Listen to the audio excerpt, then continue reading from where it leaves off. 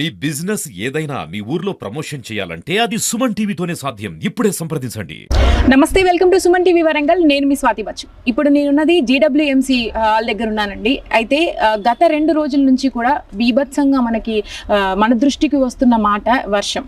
ఈ వర్షం కారణంగా అనేక ఏరియాలలో కూడా చాలా ఇబ్బంది పడుతున్న ప్రజల్ని మనం చూస్తూ ఉన్నాం. దగ్గరుండి లైవ్ టెలికాస్ట్ చేయడం జరిగింది. అటు అండర్ బ్రిడ్జ్ అయితేనేం, హంటర్ రోడ్ అయితేనేం, అలాగే మనకి ఎస్ఆర్ఆర్ తోటకి వెళ్ళడానికైనా కింద బ్రిడ్జ్లో కానీ ప్రతి ఒక్క దగ్గర వరద వల్ల కానీ ప్రతి ఒక్క ఏరియాలో కూడా వరద బీభత్సం కానీ మనం దగ్గరుండి చూపించడం జరిగింది. మరి దీనికి కారణాలు అటు పక్కన పెడితే ఇప్పుడున్న సిచ్యువేషన్లో మరి దాన్ని అధిగమించాలంటే ఏమేమి ప్రభుత్వం చర్యలు తీసుకుంటుంది, మరి రెస్క్యూ టీమ్ అక్కడికి వచ్చి ఆ వాహనాలని తరలించడం కానీ ఇలాంటివి కూడా మనం చూసాము. మరి ముందు వచ్చే వర్షాలకు ఇంకా బీభత్సం జరిగితే పరిస్థితి ఏంటి? మరి ప్రజలు భయాందోళన ఉన్నారు కాబట్టి ఇప్పుడు మనం మాట్లాడడానికి మేయర్ గారి దగ్గరికి అయితే రావడం జరిగింది. సుమన్ టీవీ ప్రత్యేకంగా హన్మకొండలో కూడా అలాంటి ఏరియాస్ని కొన్ని చూపించినప్పుడు దగ్గరుండి కొన్ని పోస్టులు చేయడం జరిగింది. దానికి విపరీతమైన మనకి కాంట్రవర్సీ వచ్చింది. దాంతో పాటుగా కొన్ని సాల్వ్ కూడా అయిపోయాయి. తర్వాత ఇప్పుడు మనం వరంగల్కి చేరుకున్నాం. వరంగల్లో కూడా ఈసారి వరదల్ని కూడా దగ్గరుండి చూపించడం జరిగింది. స్టార్టింగ్ రేంజ్లోనే అంతకు ముందు వరదకు రావడానికి ముందు కూడా హెచ్చరించడం జరిగింది ఏ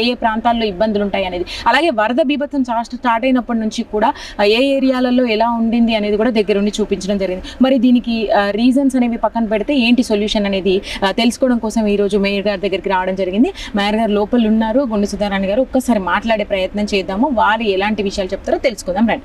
ప్రస్తుతం మనతో పాటు మేయర్ గారు ఉన్నారు. ఒక్కసారి మాట్లాడించే ప్రయత్నం చేద్దాం. మేడం నమస్తే. మేడం నమస్తే మేడం. 2-3 రోజుల నుంచి మనం వరంగల్లో వింటున్న పరిస్థితులు అయితే ఏదైతే ఉన్నాయో గతంలో చూసుకున్నట్టుగానే ఇప్పుడు మళ్ళీ రిపీట్ అవుతున్నాయి కదా మేడం. చర్యలు అనేటివి మరి ప్రజలు భయపడుతున్నారు కదా, మీ వాయిస్లో ఏదైనా ధైర్యం?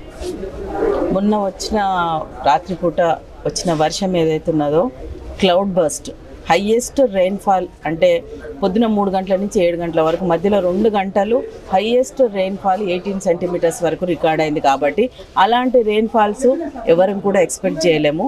అలాంటి రెయిన్ఫాల్స్ రావడం వలన ఈరోజు వరంగల్ నగరము దాదాపు 30 కాలనీస్ వరకు ముంపుకు గురైనాయి.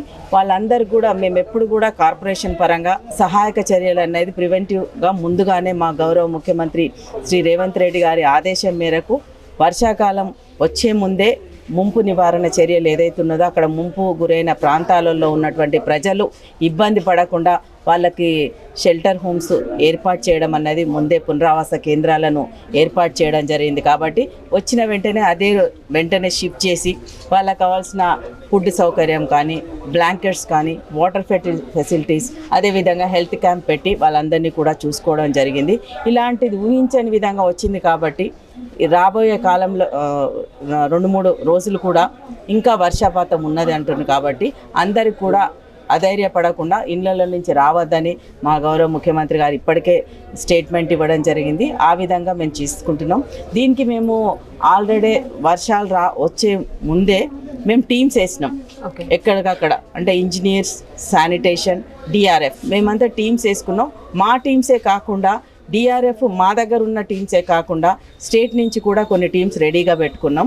ఏది ఉన్నా కానీ అటు బోట్స్ కానీ ఇవి కానీ అన్నీ కూడా రెడీగా పెట్టుకొని సహాయక చర్యలు అన్నీ పెట్టుకున్నాం.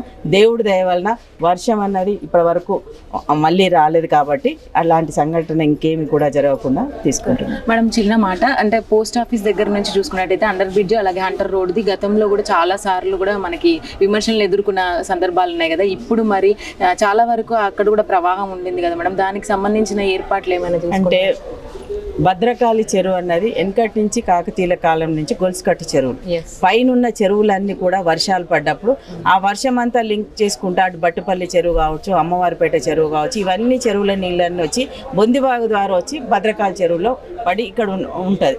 కాబట్టి ఈ భద్రకాళి చెరువు చుట్టూన్న మొత్తం ప్రాంతం అంతా కూడా ఏదైతున్నదో ముంపు గురి కాకుండా ఉండాలని ఇప్పటికే 158 కోట్లతోటి మేము అక్కడ షట్టర్స్ని ఏర్పాటు చేసినాం. అంటే రెగ్యులేటరీ సిస్టమ్ అది కనుక పూర్తి అన్నట్టయితే భవిష్యత్తులో ఎటువంటి ఇబ్బంది లేకుండా పడిన నీళ్ళు పడ్డట్టు కూడా కంట్రోలింగ్ అవ్వడానికి అవకాశం ఉంటుంది. కాబట్టి అలాంటి సిస్టాన్ని మేము డెవలప్ చేస్తున్నాం. మేడం ముందు మాత్రం మీ తరపున కూడా మాకు ప్రేక్షకుల తరపున కోరేది ఒకటే మేడం, ప్రజలు ఇబ్బంది పడకుండా కొన్ని ఏరియాస్ మాత్రం తప్పకుండా మీరు పరిజ్ఞానంలోకి తీసుకోవాలి. 100% మా గౌరవ ముఖ్యమంత్రి శ్రీ రేవంత్ రెడ్డి గారు ప్రజలెవరు ఇబ్బంది కాకుండా ఉండాలని ఈసారి అండర్ డ్రైనేజ్ సిస్టమ్తో పాటు స్టామ్ వాటర్ సిస్టమ్ని కూడా పటిష్టంగా చేయాలనే ఉద్దేశంతో ఒక డిపిఆర్ని సైమల్టేనియస్గా ప్రిపేర్ చేసి పంపించమన్నారు. దాన్ని పంపిస్తున్నాం. భవిష్యత్తులో ఆ స్టామ్ వాటర్ సిస్టమ్ని కనుక ఇంకా పటిష్టంగా చేసినట్టయితే వరంగల్ నగరం మొత్తం ముంపుకు గురి కాకుండా ఉండడానికి అవకాశం ఉంటుందని తెలియజేసుకుంటున్నాను. Thank you so much. Thank you.